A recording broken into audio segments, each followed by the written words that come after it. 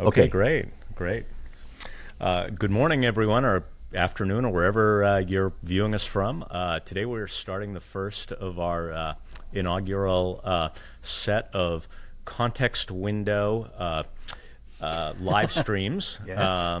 I like that name. Yes. Better than any of the other names. Because you came up with it. Well, the other names were not so great, but we still may make changes as it goes on if we get some negative feedback.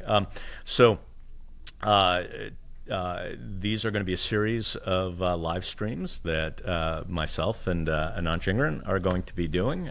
Very excited to be working with Anant again. Anant, introduce yourself, because I can't ever do justice to your long set of accomplishments. Oh, stop it. Hey, everybody. Hey, I'm Anant Jhingran. I am the CTO for IBM Software, but I've had a pleasure of working with Ed deeply for maybe a decade. Okay, I think longer than that. Longer than that. Yeah, absolutely. So it's just a pleasure to kind of get a chance to talk to you again. It is. Just for context, Anant and I worked together at Apogee and at Google, and now soon we'll be working together at IBM in the near future. And so we're pretty excited about that. And what we wanted to talk about today was an area that is near and dear to our hearts in terms of what is happening with connecting models, large language models, and agents to capabilities through the form of tools, and really that's standardized pretty recently around MCP, and so that's a topic we're going to talk a lot about today. Absolutely, and of course we'll continue this conversation with other topics. All of us are very passionate about how evolution in technology meets enterprise needs. That's what we were trying to do in the world of APIs. If you recall, we took the lessons from Netflix as an example of kind of a born on the web company and said, how do you actually bring that to the worlds of the Home Depots, for example, right? So that's what we'll try to do, is to understand what's happening in the Valley, for example, but really bring it home for all of you who are trying to get some jobs done. Yeah, and there's a lot of parallels there that we saw, which were that you had a new type of applications being built that were leveraging APIs, and now we are at a point where people are building these agentic applications, and they're figuring out how to connect them to their data and apps, and particularly within enterprises that we spend a lot of time working with, and trying to sort of separate out what is the hype from what is fact, what is where should how well should I expect this stuff to work, and so part of what we want to do in these is really do a reality check. Both you and I are big proponents that you should learn by doing, and the advice that you and I have given many folks in IT and in business and enterprises over the years is that you need to go and get your hands dirty in building these things, but there's a lot of things to figure out. The space is moving very quickly, and so hopefully as we do this, we can actually shine a light on where these things are. I know you're involved in a lot of prototypes that people are building in enterprise customers, and we see a lot of POCs as well as seeing a lot of or growing number of production success stories. And so hopefully as we approach this, as we go into topics like MCP, that we can come from that perspective, which is what should you be building now, and how ready is this now for you to be building things around. Awesome. And just to kind of build on that point, Ed, I think that this world is changing so fast. I mean, you know this, right? We used to measure in decades the impact of stuff. The world of APIs probably took at least 10 years, and there was a world of SOAP and XML before that. Yeah. But here, things are changing really, really fast. And it's almost impossible, really impossible, to not chase after the next shiny object, right? Yeah.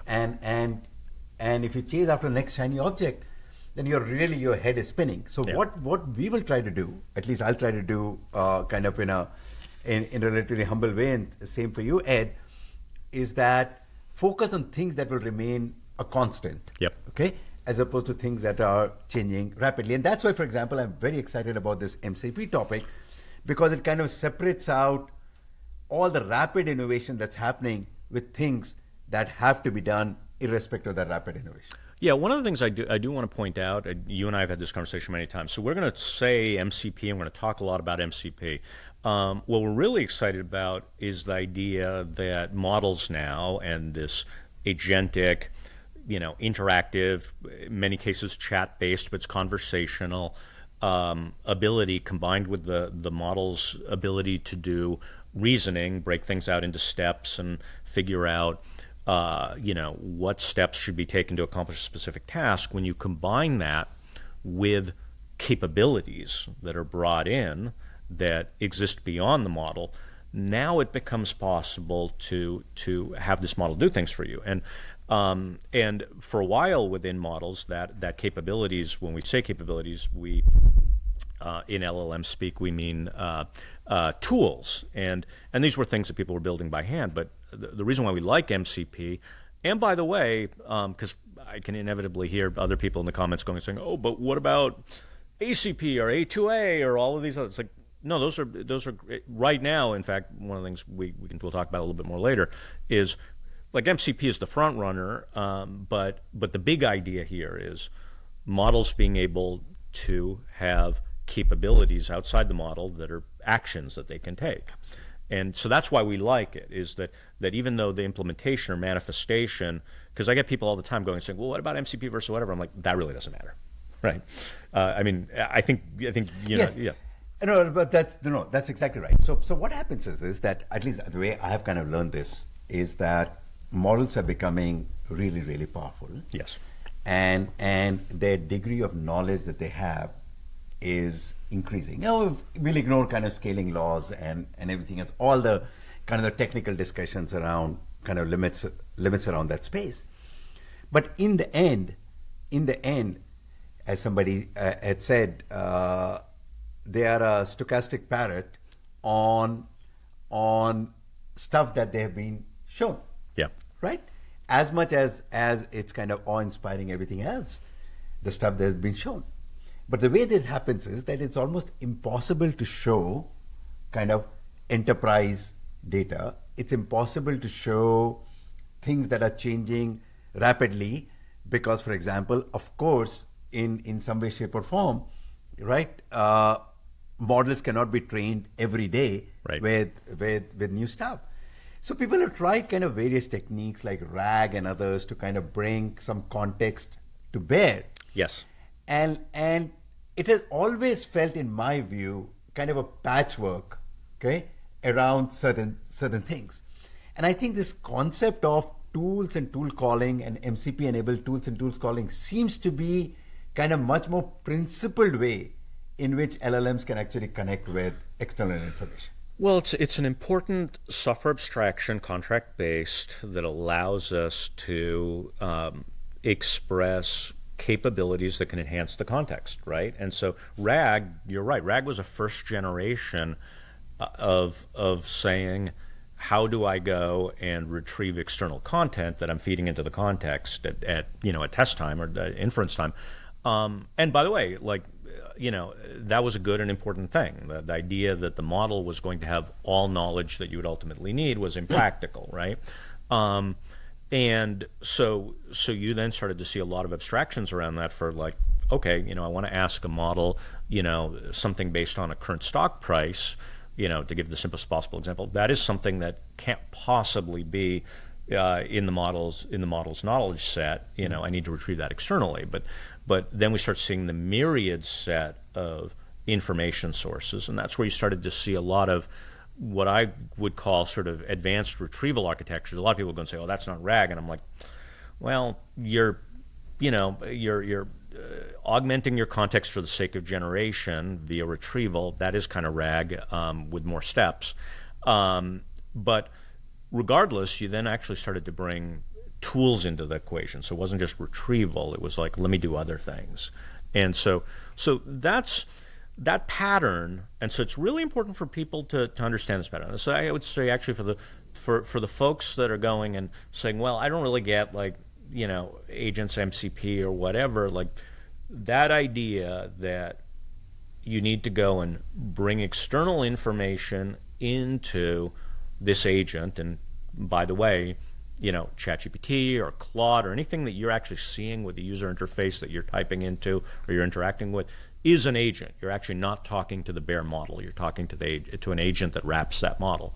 And so then, in order to make it do useful things, you need to connect that. And so that really is what brings us to MCP, which, again, as we talked about, really provides a well-defined contract for a couple of things. For one, saying what tools are available, and probably more importantly, sort of, a rich semantic description of how those tools can be used. Yes. Right? And yes. so that now for those of us who come from the API world, that should sound very familiar, right? Which has been which really brings us to the area. You've been doing lots of things with GraphQL. In the past, we've done things with Hypermedia. We were very involved with Swagger, now called OpenAPI, which were all ways of trying to provide a way of expressing the capabilities of APIs. And so there is this overlap between the world of APIs and the world of tools. Totally. I mean, in effect, in my view, a tool is kind of a combination of two constructs. Obviously, I'm really simplifying it. One is a description of what I do. Yep. English language description of what I do. Okay. And an ability to construct specific calls. Okay. So here is my schema, here's my SQL, here's my REST API, here's my GraphQL API. So that if you, LLM God, believe that you need to kind of invoke me, this is how you're going to invoke me. So these two things, one is kind of an introspection of what I do, and second is the ability to kind of call. So for example, if you look at a Postgres tool, a Postgres tool would be kind of a schema description, okay, and the ability to execute the SQL call that kind of comes in, right? So those are kind of two constructs. Now, in the world of APIs, we have always felt that the world of API was awesome in kind of the second part of it, which is give me something and I'll reliably execute on it. Yeah. We have always struggled with how do I kind of describe what I do, right? And that's where we have kind of had, in my view, some kind of patchwork things like OpenAPI spec. The reason I say patchwork is it's not kind of inline. And that's why, Ed, as you know, I was supremely excited about GraphQL. Yes. Because GraphQL is, whatever its good, bads, and uglies are, is it describes itself, right? So, but in both of those constructs, it was a very, very precise specification. And with that precision came some drawbacks, right? Yes.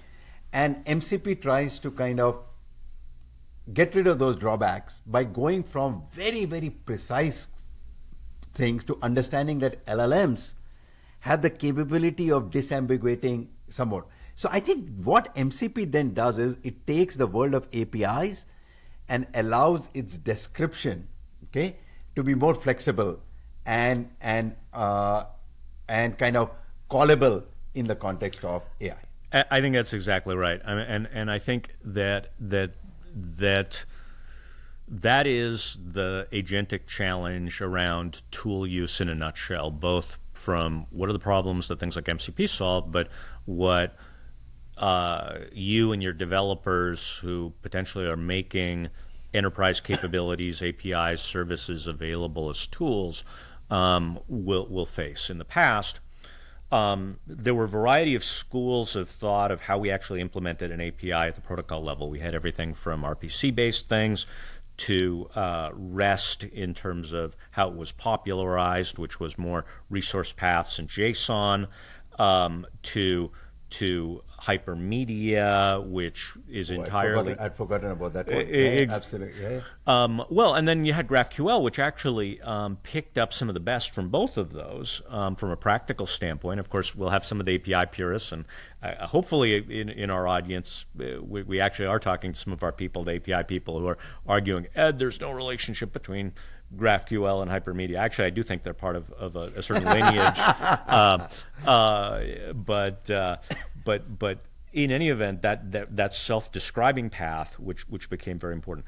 But all along the way, you had this documentation problem. This was part of what OpenAPI, big part from a practical standpoint of why people were adopting Swagger that then became OpenAPI, was that it did allow you to go and put some documentation alongside the endpoints in a structured way that allowed you to generate very nice API docs. Many of the websites that you go and visit when you go to look up how do I use this API, they're actually generated from the OpenAPI file.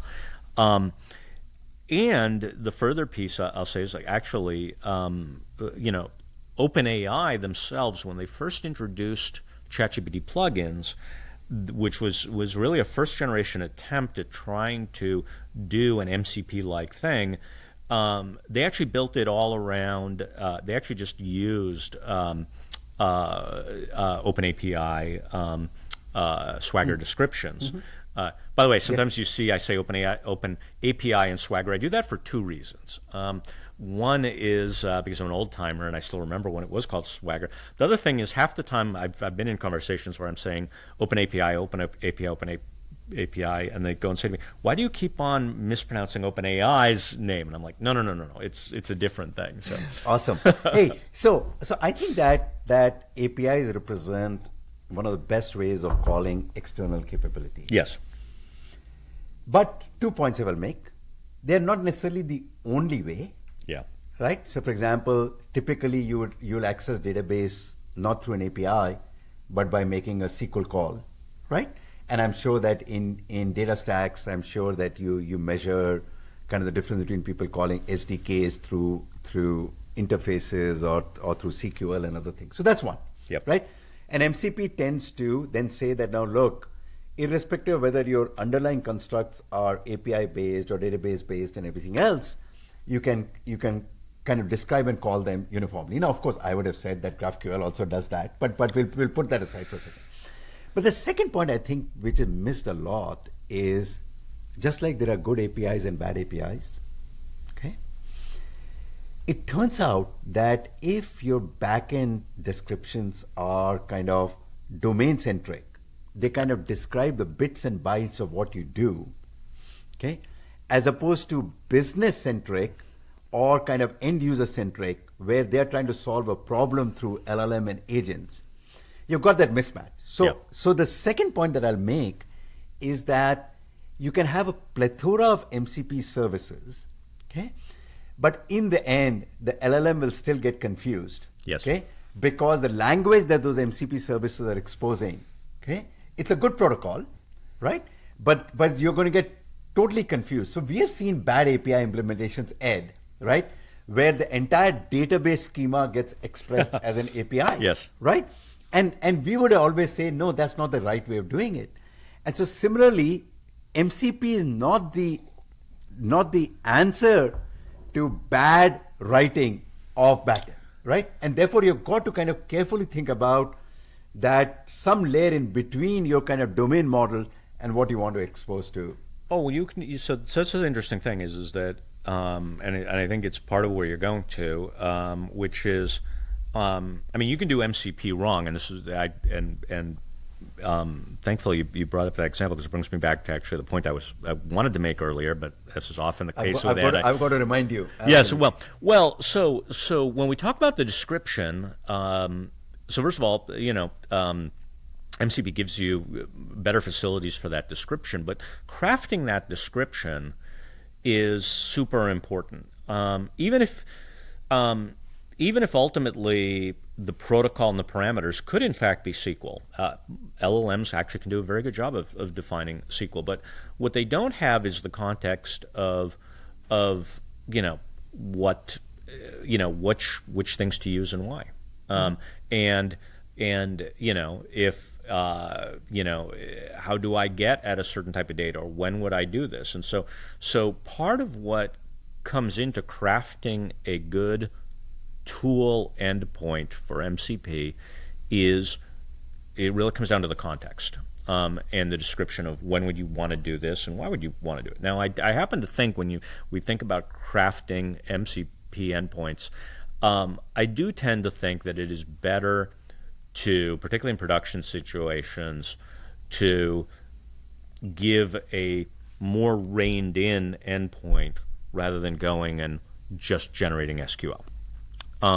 That said, I have seen scenarios where it actually works quite well, where what you're doing is telling the model, I'm querying things from from my lake house or whatever, yes. And you're going to use SQL to express it, but here are the important things, and here are the table names, or here are the things, and then it generates perfectly good stuff. So one of the things that constantly surprises me is that I don't necessarily recommend it for production things, but for ad hoc use cases, you can actually push more capabilities or more work to the LLM, and then just with the proper amount of context, which is like, here's a description of my schemas, here's the typical things, here are example queries. If I want to get an inventory query, here's some examples. Yeah.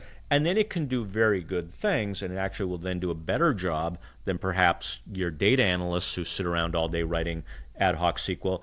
The model can write ad hoc SQL too, but it needs a lot of context so that it does these things correctly.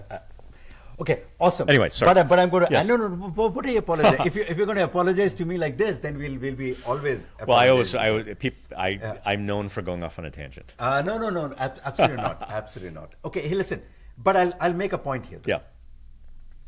And my first lesson in this was about 10 years back.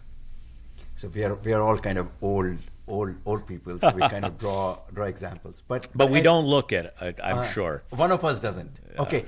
So Ed, so we are doing this kind of API bot detection. Yes. And we came up with this really fancy at that time, I don't remember, but it was probably some. Did it actually ever work? It was a while back, so I don't recall. Yeah. Okay. No, good, but that's not the challenge. Okay. The challenge it did work. Okay, good.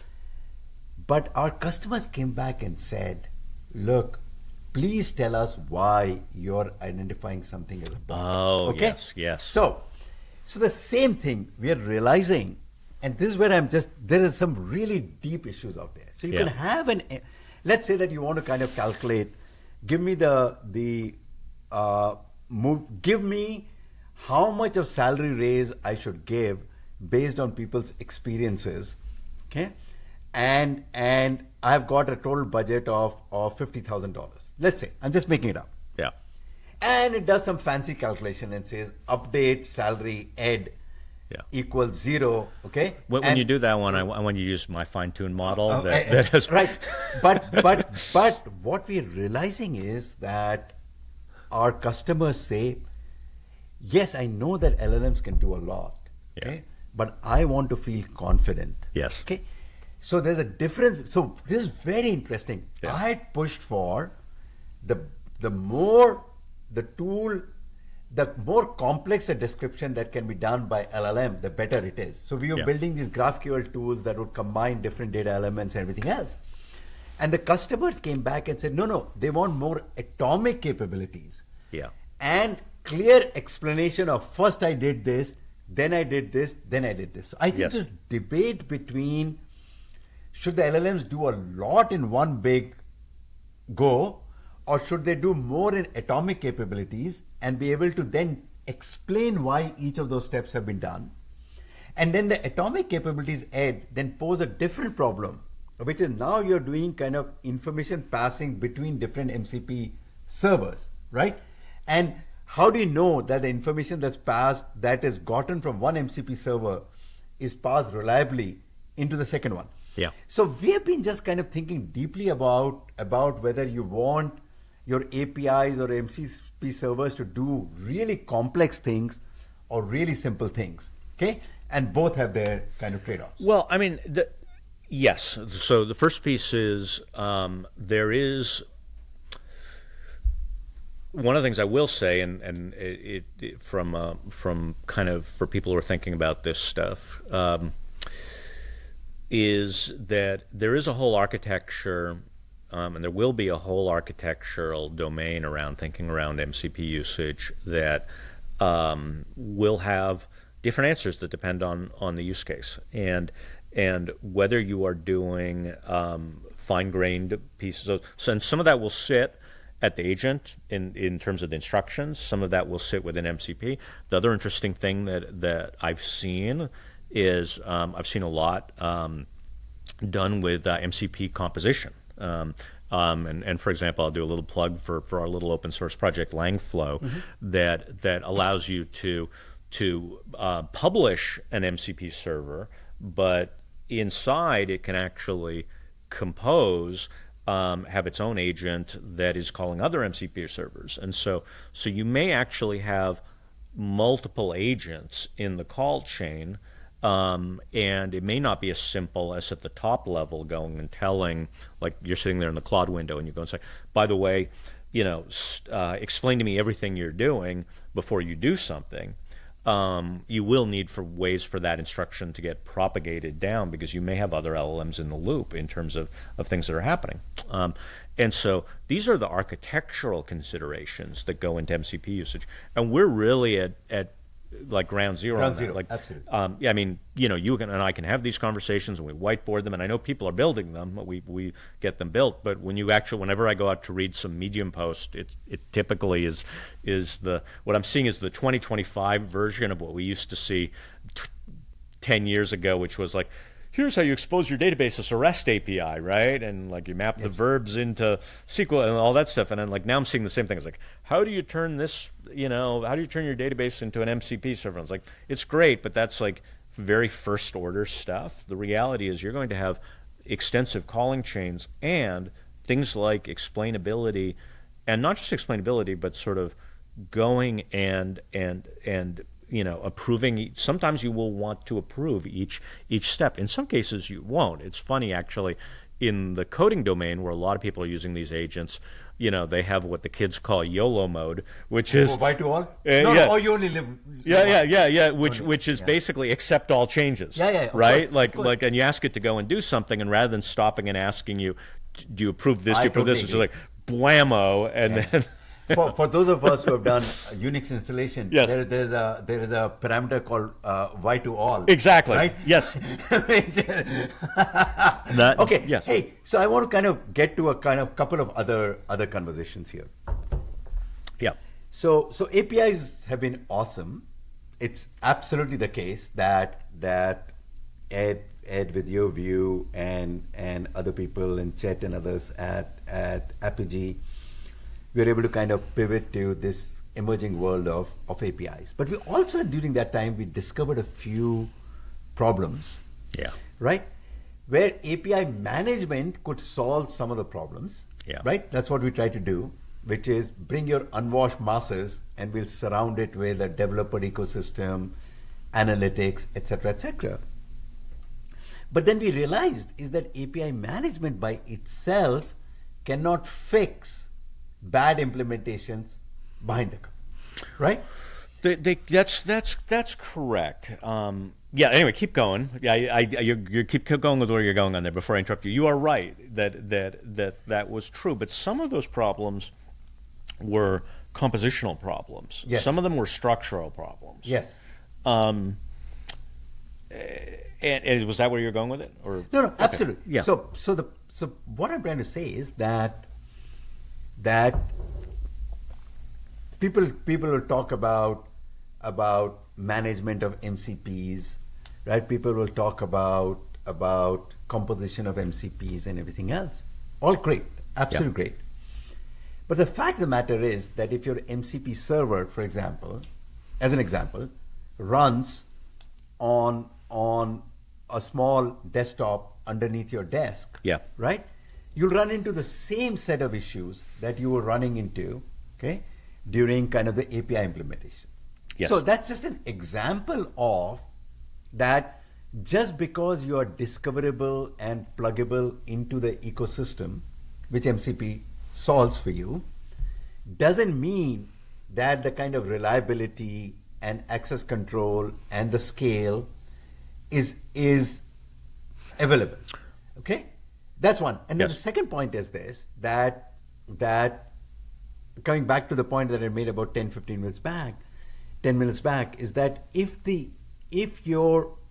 what you're describing or executing, okay, is not connecting the dot with what the user is thinking or what the peer MCP service is thinking. So for example, if you are calling something as cust ID and say Yeah. that, look, you can get the cust ID this way, and somebody else is calling something else, now you're putting the burden on the LLM to be able to kind of connect the dots between them. So I think the kind of, yes, LLMs kind of take some burden away from you, but that doesn't free you from the responsibility of kind of good architecture, naming, scale, authentication, other things that you got to do. No, that's absolutely true, and I think that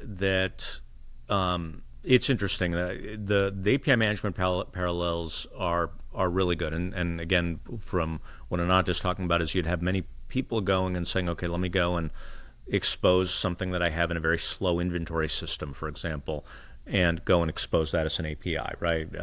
Which may be the equivalent of having my computer under my desk. Yeah, of course. And then grogged into it. Exactly.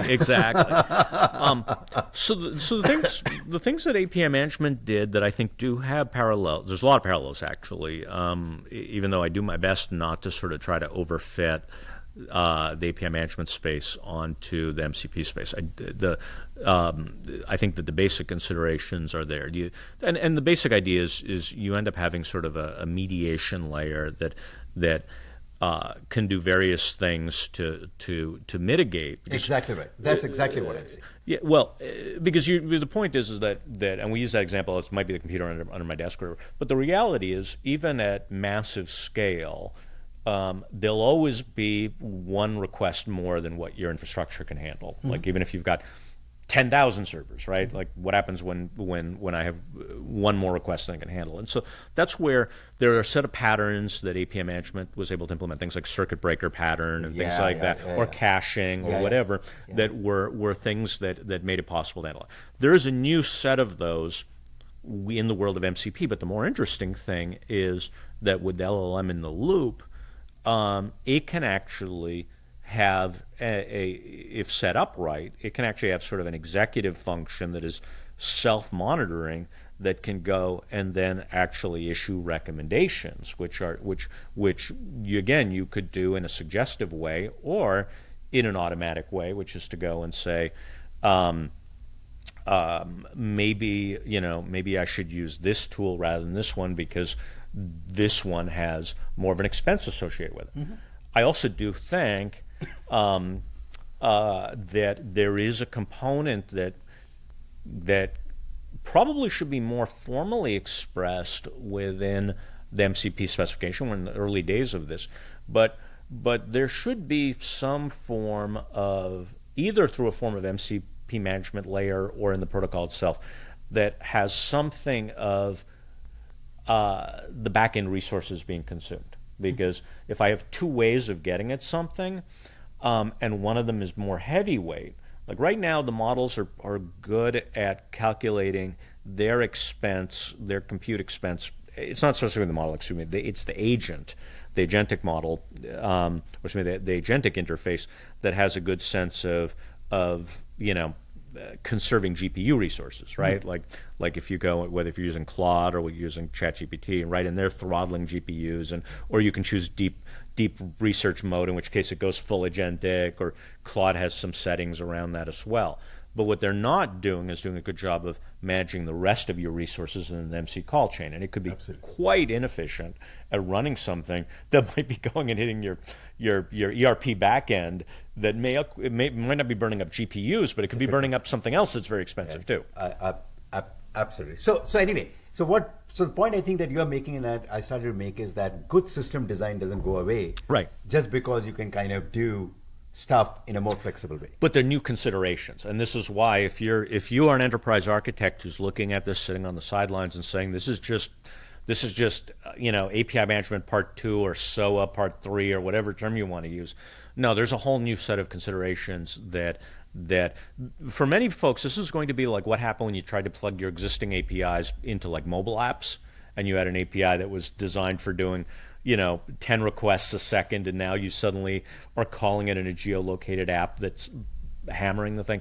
Now you've got new calling structures. You now have, like if you're naively exposing your database, this thing may be generating very expensive SQL commands to try to answer things to the user that may go and suddenly blow your costs out of the water, right? So you will, look, the good news is, if you learn this stuff, if you are an enterprise architect, you're going to be busy for the next 20 years, right? Full Employment Act. Full Employment Act. If you're not paying attention to it, it is going to just be like when these previous generations of architecture came on scene. Ed, I want to kind of switch gears to something else that's been on top of my mind. In the world of APIs, there was this Postman that allowed people to kind of test drive APIs. Yes. And of course, Postman itself, presumably, or others will kind of provide tools to test drive MCP. Yeah. Okay, there's no problem. Claude provides one, and others will provide. That's no issue. Okay, and I can go and atomically test an MCP server. The problem that I see is that when LLMs get involved, okay, the reliability of an MCP server saying, okay, give me the weather in Tallahassee. Where is Tallahassee, Florida? I believe so. Tallahassee, Florida, right now. Okay, it is able to kind of convert it into a call. But the minute you start to sequence things together, there's no repeatability in my test, right? Oh my God, okay, it got it right. But the second time it said it went off in some weird thing. So how do we think about testing our implementation of MCP servers, which is no longer just about does one MCP server do the right thing, but does the LLM chain together its own COT, chain of thought reasoning, and connect with the MCP servers? And I've kind of been kind of tearing my hair out, okay, because it does the right things often if I use Claude Desktop, but often it goes off in a ditch and I have to kind of force it to try and use an MCP server when it's trying to be really, really smart. Yeah. So how would we think about testing? Whereas in the world of APIs, testing was very simple. You wrote definitive programs that called APIs, then you saw what the response was. Well, how did you think about this one? Well, because what happened is typically the invocation of APIs was deterministic. And so I could write a program, or I could use Postman. I could just deal with these things in isolation and see what was happening. And now, as you pointed out, if I sit down with Claude Desktop and I have a bunch of MCPs, and I ask it to do something or to get some information for me or what have you, depending on how those MCP servers are crafted, how their descriptions are worded and things like that, or whether Claude's just having a bad day or not, which, happens because the reason why you see the variety is because they're doing throttling behind the scenes. But anyway, that's a separate conversation. I won't comment on that. Anyway, the point is that there's two paths to it. One is at developer time, we do need better sort of observability and being able to do these traces. But the second piece is that you touched on is that I do believe that you aren't just going to put the human or the developer chatting and typing things. I do think you're going to end up having to actually use you're actually going to have to generate a synthetic test set of things that of tasks that I ask the agent to do, and then I'm going to have to feed those and map those to invocation chains, and I'm going to have to do that. I'm going to have to let it run and then come back, so I do predict that there will be a QA cycle that is involved with generating a whole bunch of synthetic tasks with a prediction of which tools should be used to do that, and then we'll probably will need to be a human in the loop in terms of looking at that and verifying that in fact that those are the tools I meant to be used. But I do think that will be necessary. I for that particular situation you're talking about. So long and short is I think there is going to be a lot of need for QA tools, because otherwise you're not going to get a good representative set. You just doing it, testing in production, and I put it in front of, I go and say, great, let me roll this out to all my users, and then I come back later and I find that like one person did something that the model couldn't figure out, or conversely turned into this. Because sometimes I've seen both problems. I've seen the one which is like, why isn't it using this damn tool? But I also see the flip side one, which is like, why is it calling it? Why did it keep calling it 200 times in a loop and not figure out like that it wasn't getting what it wanted, right? Like, so you get both of those, and those edge cases.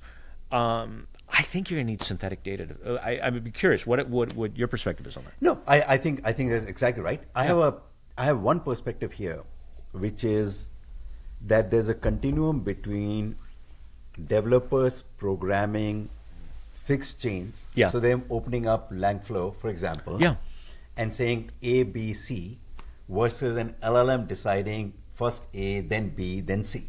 Okay? And so what we have observed is that sometimes having these kind of LLM-like capabilities available to the developer allows her to figure out what things to sequence.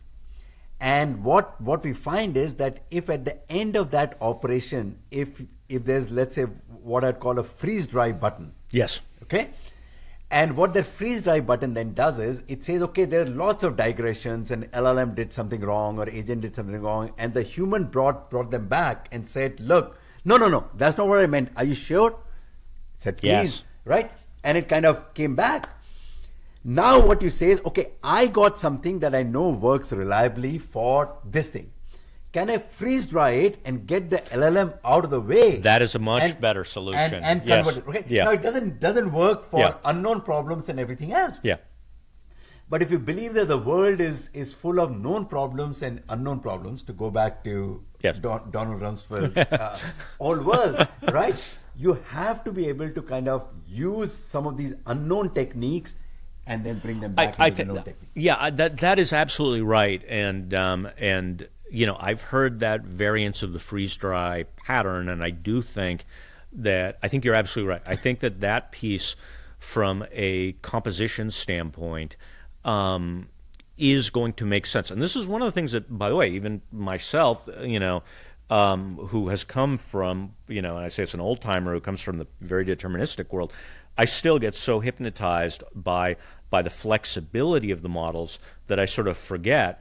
No, actually, if the model determines that there's a deterministic, or that the best way of solving things is a fixed set of steps, then there's no reason why I shouldn't be able to have a freeze dry button that goes and says, okay, next time you're asked something similar, let's take that set of steps and turn it into a new MCP server, for example, that encapsulates it so that the model doesn't have to reinvent the wheel. The model just now knows that it has a new capability that is perhaps more outcome focused, right?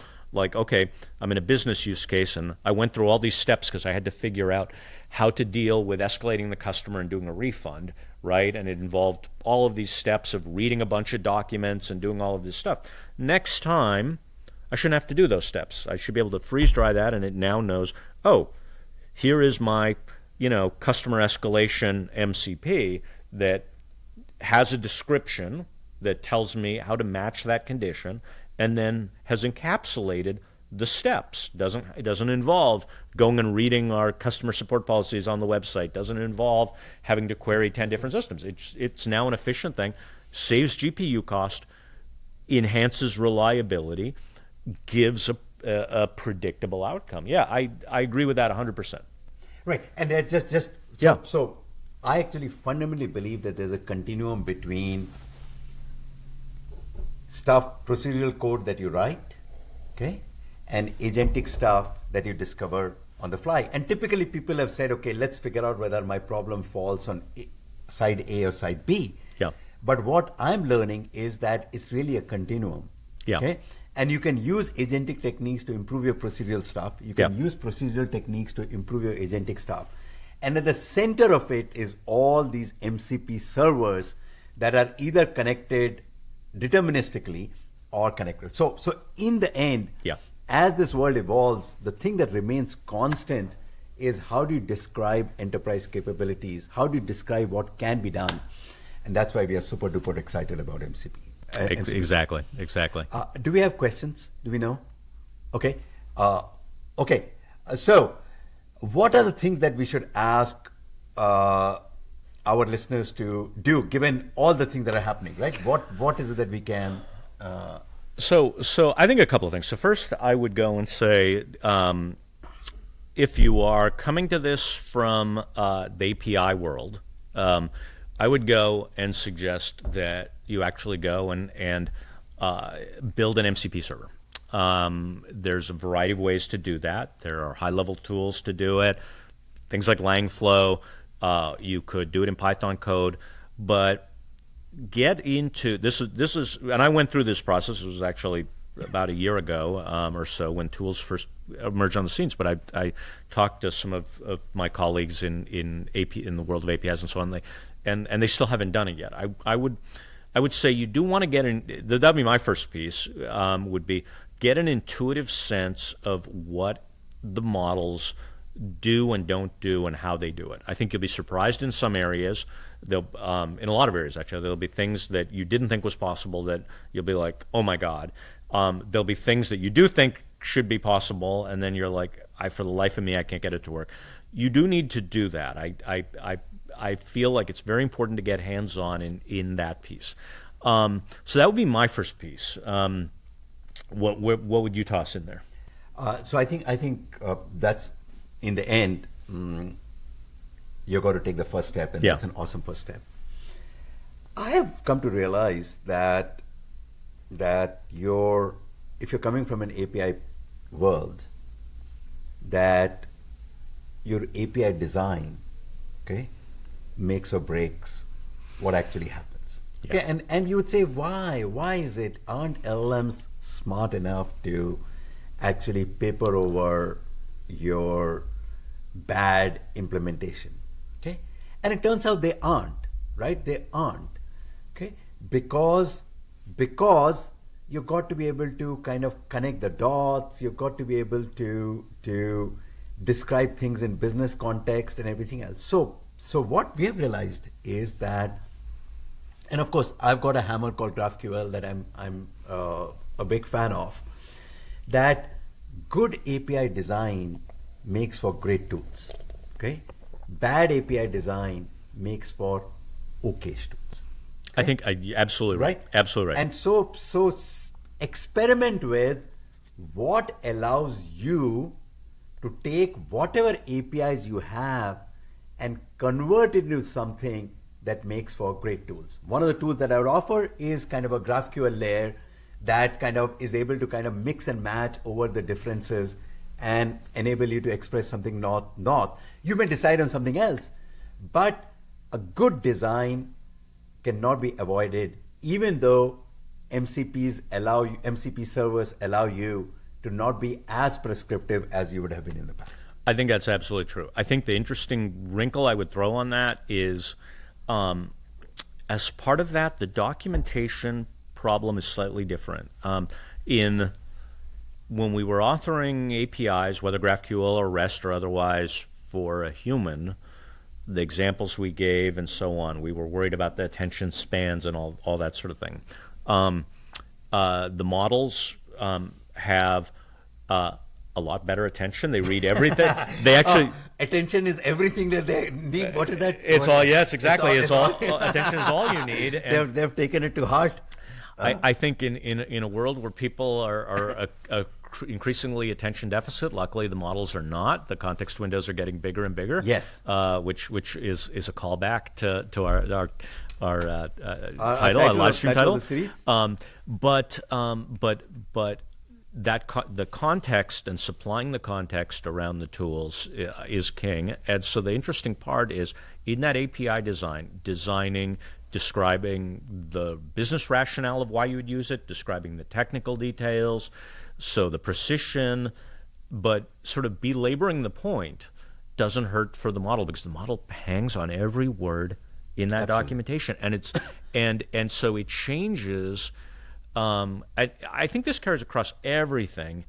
When you start getting into this thing, whether you're doing it from an MCP standpoint, whether you're coding, the model pays attention. It reads the comments, it reads the docs, and it changes that thing. You're no longer authoring for a human. Mm-hmm. You're authoring for a model that will pay attention to everything you wrote, and that changes the API design equation. That's a good point. That's an awesome point, which is don't put swear words in your well, there's a debate as to whether now the whole debate as to whether you should be being polite or not. Yeah, of course we saw that. Hey, yes. Listen, I'm from IBM, so I would strongly caution people not to use swear words. Exactly, and to be polite. And polite, of course. Yes. Hey, listen, this has just been an awesome discussion. This was great. This is we enjoyed it. Yes. I don't know whether you all did or not.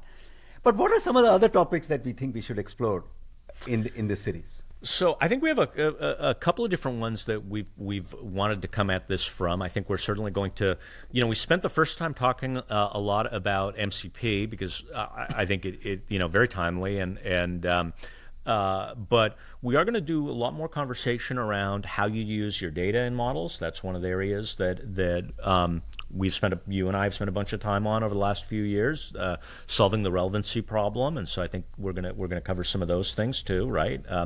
In fact, a lot of people were like, when we were talking about our first topic, they were like, Anant and Ed, but you guys have been working in data for the last couple of years. Why are you starting with data? And we said, well, we'll get. No, but we have worked longer in APIs. We certainly have worked longer in APIs. So listen. Before this, I was talking to somebody about a Beatles song, and she said, "What's Beatles?" but for us, right? We have been old habits die hard. Exactly. APIs was it? No, actually, honestly, I have been working longer in data. Right, but you've caught up at this point, have you? Before that, okay. Yes. So I think that's a really important topic. The second thing that I would kind of really try to address is my view that in the end, if you can't depend on something, it is entertainment. Yeah. Okay. And there are many places where there's a human in the loop that can decide between whether she can depend on it or not. Or as a developer, you can look at the code that's generated and send it to a compiler, and the compiler will say WTF. Yeah. Right? Those are awesome where AI is acting as a co-pilot. But if AI is making workflow decisions, if AI agents are sitting in the middle and deciding, how do you actually trust, what's really going on? And I think that's, in my mind, you've gone from the realm of, oh my God, look at what it can do, to can I actually bet my business on something? Okay? Yeah. And that gap between wow and I can bet my is a gap that I think we need to address. So I'm going to talk a bit about whenever we get a chance on this. But of course, obviously, if our audience wants to kind of suggest some topics that you think that combination of AI, data, and APIs as our kind of things that we know, And we'll be very happy to bring in other guests Yeah. also. I mean, obviously, in the end, I'll get bored of just chatting with you. That's inevitable. That's inevitable. Absolutely right. So it'll just be awesome to do this. So hopefully we'll do this again at in maybe what in like I 3 believe weeks? I believe we're scheduled to do the next one. And at IBM Think we're going to be at IBM Think on the floor of IBM Think. So it will be. This is great. I think that, and if hopefully hopefully everyone watching this enjoyed it. If you want to get a flavor of many of the things that we've been thinking about, and at least the stuff that Anant and I are passionate on solving, and what is guiding our thoughts, please keep tuning in, because these are a lot of the great ideas that are driving some of the types of things that we hope to try to spend more time on in the future. And as you can see, I just really I learn a lot from Ed. He's turning red in case you can't you can't see that. Yeah. But I'm really looking forward to the time when I'll be able to kind of welcome you into IBM. Hopefully that happens soon, and then we'll get a chance to work even better together for all of our customers. Looking forward to it. Okay, awesome. Thank you very much, folks.